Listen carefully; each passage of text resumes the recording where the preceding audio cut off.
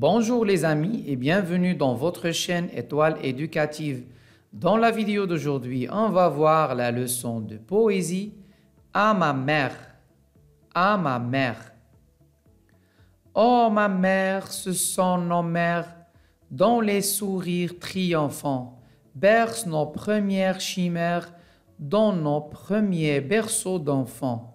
Reçois ce livre qui peut-être sera muet pour l'avenir, mais où tu verras apparaître le vague et lointain souvenir de mon enfance dépensée dans un rêve triste ou moqueur, fou car il contient ma pensée, chaste car il contient mon cœur. On reprend depuis le début. Oh ma mère, ce sont nos mères dont les sourires triomphants bercent nos premières chimères dans nos premiers berceaux d'enfants. Reçois ce livre qui peut-être sera muet pour l'avenir, mais où tu verras apparaître le vague et lointain souvenir de mon enfance dépensée dans un rêve triste ou moqueur, fou car il contient ma pensée, chaste car il contient mon cœur. On répond ensemble aux questions de compréhension. Premièrement, quel est le titre du poème? Le titre du poème, c'est « À ma mère ». À ma mère. Deuxième question, observe l'image et décris ce que tu vois. Donc, sur l'image, on voit une mère, une maman qui tient son petit enfant.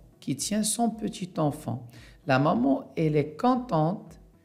Ils se sentent très bien et l'enfant aussi, ils sont la sécurité et le bonheur étant tenu dans les bras de sa mère.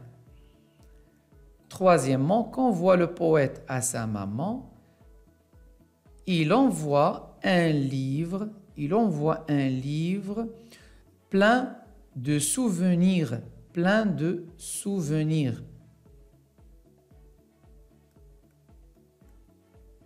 Quatrièmement, que veut dire le mot chimère?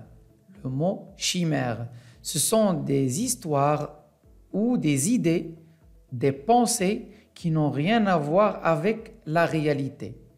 C'est-à-dire que les enfants, dans leur berceau, ils imaginent des monstres, ils peuvent imaginer des idées qui n'ont rien à voir avec la réalité, mais parfois qui font peur.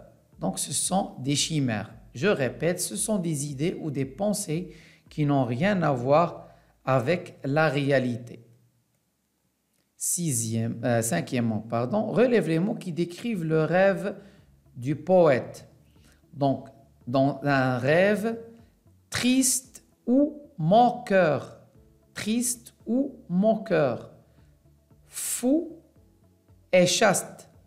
Donc son rêve est triste, moqueur, fou et chaste. Ce sont les mots qui décrivent le rêve du poète.